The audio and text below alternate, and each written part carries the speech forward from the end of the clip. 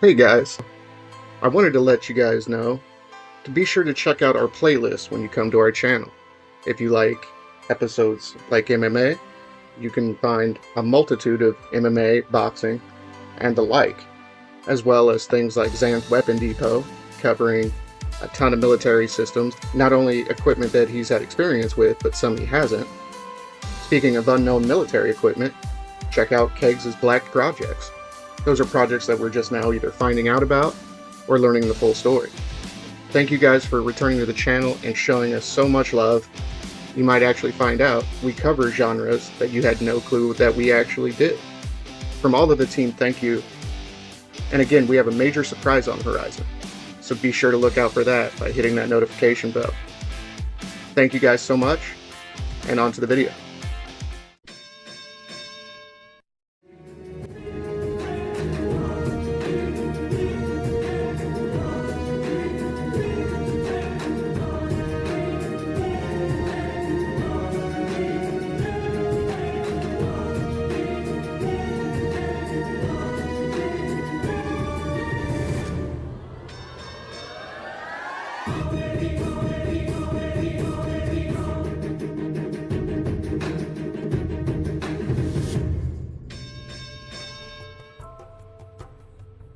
I'm back. Let's make history.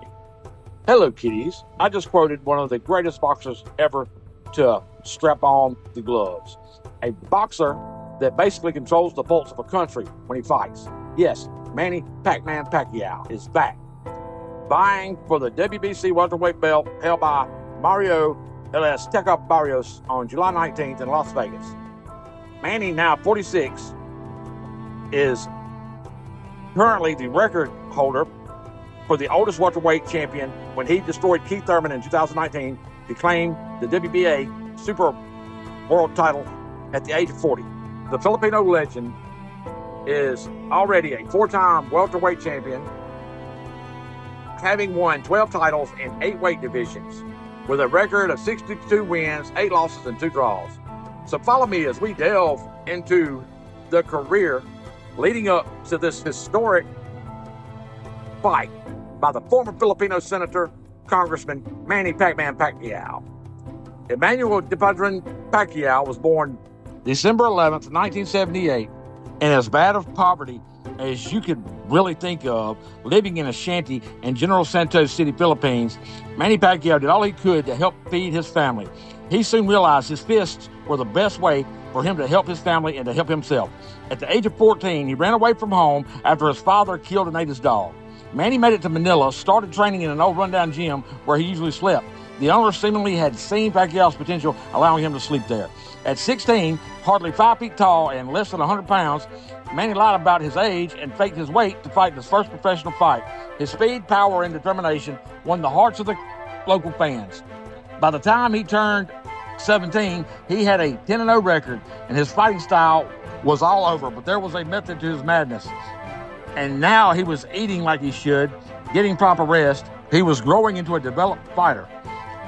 But he failed to make the flyweight of 105 and lost the fight by TKO. He was still just a 17-year-old snot-nosed kid, but a talented one. Though this fight showed how he was hurting himself trying to stay at the lower weight where he was growing. Manny's style was a continuous barrage of combos, including jabs, uppercuts, hooks, overwhelming most opponents. Coupled with his show-stopping power, Manny was a dangerous yet very loved fighter. Manny then went for his first recognized belt, facing a junior champion with a 33-0 record. A powerful puncher, most thought Manny's move was too quick and he didn't stand a chance of winning. But Manny knew this was a big deal. A loss meant a fall to poverty, a place he wasn't prepared to go back to. This fight was everything to him, a make-or-break fight that will see his perseverance to win. Manny poured on the punches, and finally, the champ went down to a body blow, becoming world champion at age 18. Manny, not yet realizing he was not just helping himself with a win in a fight, but he was helping his family, his friends, and his country, and that many people would follow Manny Pacquiao's career in the squared circle. With success came the means to properly eat and train, but unfortunately, he couldn't easily maintain the 112-pound limit anymore. Dehydrating himself to make weight in his defense of his belt. And not surprisingly, he was KO'd for his effort being so dehydrated and weak. Another lesson learned by the 18-year-old kid from the Philippines. This is a little more detailed version of his 112 defenses. Fortunately, he moved up eventually to a weight more natural to the developing body. Paquiao had this to say about his early career, and I quote, "Many of you know me as a legendary boxer, and I'm proud of this. However, that journey was not always easy.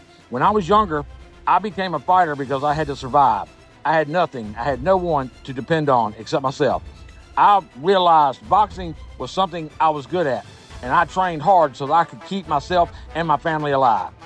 He soon vied for the WBC lineal flyweight title, eventually KOing Chacha Sasaku in the 8th round. He defended the title, beating Gabriel Mira, but then lost to Megoin Sinsarat via second round KO. Even though Manny failed to make weight pre-fight, he was well over the 112-pound mark. This was yet another weight that Manny could not maintain. He had to keep moving up. It was then that Paquiao moved up to the 122-pound class, skipping 2 divisions to fight at super bantamweight. He acquired the super bantamweight WBC international title, defending it 5 times, and that's when his big break finally came to him when he moved to America. A late replacement in the fight, Manny was to face IBF super bantamweight title holder Lilohelano Lebwaba.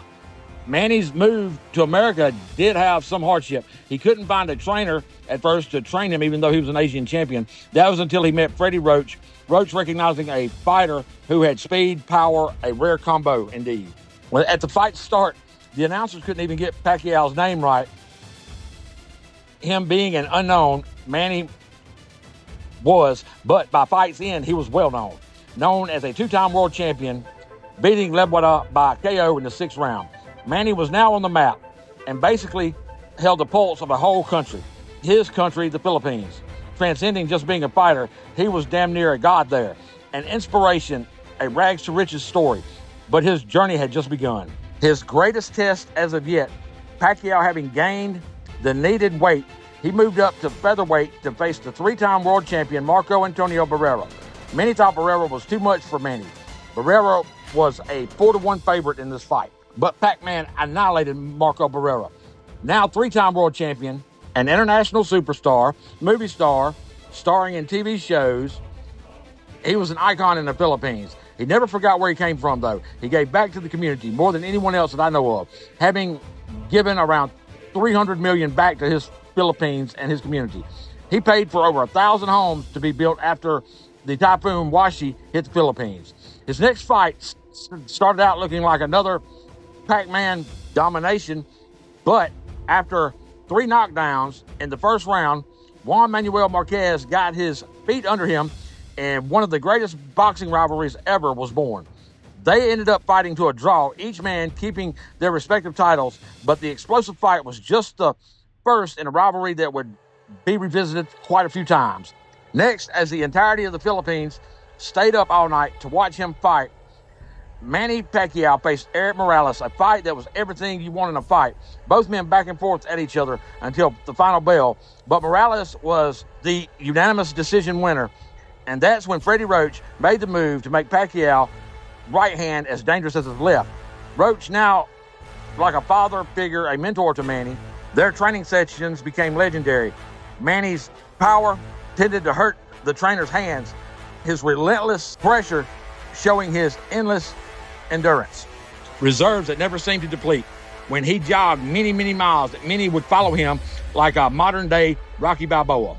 Once again, facing Morales, Morales was looking to make a statement big against Manny, but Manny was a different fighter, a two-handed monster now, and in the 10th, Manny downed Morales twice to win by TKO. The fight was everything a fight fan would come to see, and a third fight with Morales was set due to how the first 2 fights ended and the fans wanting to see more. But in the third fight, Manny showed why he was the superior fighter, beating Morales by TKO, thus having beaten Morales twice by KO. Being he had KO'd Morales twice, every fight Manny wins so does his country. Country damn near stops to watch Paquiao. Even crime drops to near 0% during a Paquiao fight. Simply amazing. Next, Manny would face Marquez in their second fight, both fighters being in the top 5 fighters in the world at the time. The fight started out a back and forth affair. Who wanted it more? But in the third round, Manny drops Marquez with a straight left. The fight goes the distance. Manny winning by split decision over Marquez. Then, in a surprising move, Manny jumps up 2 weight classes to face the golden boy, Oscar De La Hoya, who was a natural welterweight, most thinking that this to be too much for Paquiao. De La Hoya was a much bigger fighter physically.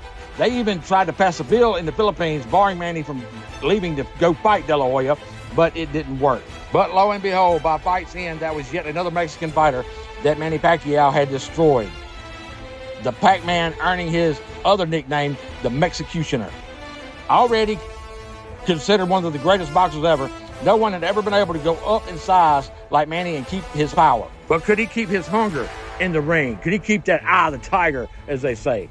Now, having become elected to Congress in the Philippines, political office had to be a distracting thing, especially coupled with his movie and singing career. And Freddie Roach said they were already a distraction.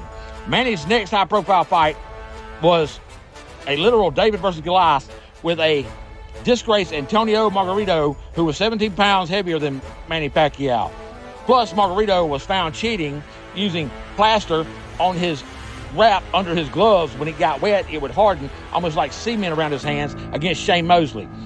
Manny was to face his biggest opponent yet ever, and ended up destroying Margarito, this disgraced fighter, winning by unanimous decision. Now an 8-division champ, 8 belts in 8 weight classes, a record unmatched in boxing. Manny then faced and defeated Sugar Shane Mosley. It was a victory for Manny Pacquiao and a final good payday for Sugar Shane Mosley. Now Manny was to face Manuel Marquez yet again. A showdown, a hungry Marquez against a preoccupied politician, philanthropist in Paquiao. A Rocky III vibe was felt at this fight. Marquez trained like a beast, and in this night, Marquez KO'd Paquiao, a devastating loss for Manny. Most wondered if Manny's age had caught up, if he had lost that hunger that a fight needs to fuel the desire to win. Manny's answer would be, when you fight for something more than yourself, something deeper than glory, age can become no more than a number. A hell of a message he backed up, winning unanimous decision over Rios and Algieri. Next, the fight everyone wanted to see, Paquiao versus Floyd Mayweather. A record-breaking 70 million live gate, 4.7 million pay-per-view buys, generating around 400 million, which was a revenue that surpassed the GDP of around 29 countries. Damn. The richest fight in sports history. Mayweather won, but both got paid very well. Then at age 40, Manny Pacquiao was to face the undefeated and very braggadocious Keith one-time Thurman. Keith said he was gonna crucify Pac-Man. He was gonna erase Pac-Man's legacy.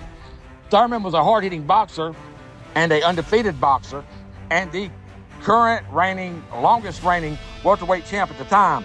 But Manny owned him in this fight. Keith's one-time Thurman was destroyed this one time by Manny Pac-Man Pacquiao. Like I said, Thurman was an undefeated fighter until he lost this night to Pacquiao. Manny, in the fight of his life and for the Philippines, was undefeated. His wins and losses were legendary, making the man, Pac-Man, legendary. The former congressman in 2022 ran for president of the Philippines, but was beaten by Bongbong Marcos. Manny also was the head coach and player of the Philippine Basketball Association team Kia Malahendra from 2014 to 2017. He then founded the Maharlika Filipino Basketball League. Manny also was an evangelist preacher, as well as an entrepreneur and philanthropist.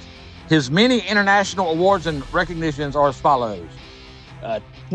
2000 to 2009 Boxing Writers Association of America Fighter of the Decade, 2000 to 2009 HBO Fighter of the Decade, 2001 to 2010 World Boxing Council Boxer of the Decade, 2001 to 2010 World Boxing Association Best Pound-for-Pound Fighter of the Decade, Boxing Writers Association Fighter of the Year for 2006, 2008, and 2009, ESPN Fighter of the Year for 2006, 2008, 2009, Ring Fighter of the Year 2006, 2008, 2009, World Boxing Hall of Fame 2007 Fighter of the Year, 2008 Sports Illustrated Boxer of the Year, 2008 Yahoo Sports Fighter of the Year, 2005, 2006 ESPN Star Champion of Champions, 2005 and 2009 World Boxing Council Boxer of the Year, Ring Magazine's #1 Pound for Pound 2008, 2009, 2010, 2011,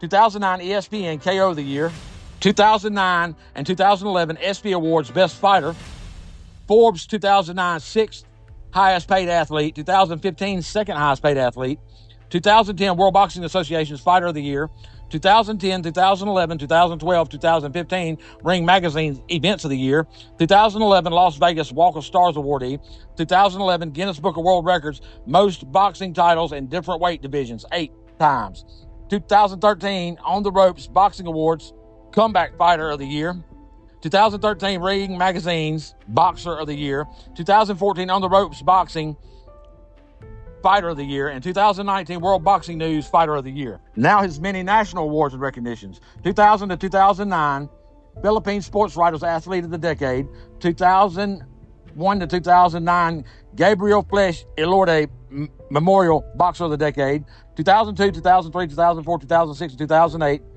PSA Sportsman of the Year, 2003 Presidential Medal of Merit, 2003 and 2010 Congressional Medal of Admiration, Distinction and Honor, 2006 Order of La Candula with Rank Champion for Life, 2006 Eastwood City Walk of Fame awardee, 2006 36 GMMSF Box Office Entertainment Awards People's Heroes Award, 2008 Gabriel Flash Elorde Memorial Hall of Fame awardee, 2008 Philippine Legion of Honor with Officer Rank, 2008 University Athletic Association of the Philippines Honorary Award for Sports Excellence, 2009 Gabriel Flash Elorde Memorial Best Pound for Pound Boxer Award, 2009 25th Philippine Movie Press Club City Awards for Movies Newsmaker of the Year, 2009 Order of the Sikatuna with Rank of Datu Grand Cross with Gold Distinction, 2009 Southwestern University Honorary Doctorate of Humanities, 2010 to 2019 Philippines Sports Writers Association Athlete of the Decade, 2011 Gabriel Flash Elorde Memorial Quintessential Athlete Award, and 2013, 16, and 2018 Gabriel Flash Elorde Memorial Award of Distinction, the 2015 Mega Man Magazine Man of the Year, 2017 Bawas Bisio Youth for Sin Tax Movement Anti-Smoking Champion, 2018 League of Municipalities of the Philippines, the Cebuano Heritage Award, the 2019 50th GMMM SF Box Office Entertainment Awards Global Achievement by Philippines Award, and the 2020 Clean Air Champion. Manny Paquiao is a once-in-a-generation fighter, having speed, power, endurance, iron chin, and athleticism that's one of a kind. A living legend who in true beast mode is training right now for yet another world title match at age 46. A punches and bunches type of fighter, Pac-Man Paquiao possesses the show-stopping power to end a fight suddenly. A well-developed ring general, Pac-Man is a dangerous, entertaining fighter with the endurance to help him pour the pressure on his opponent, never easing up on that pressure.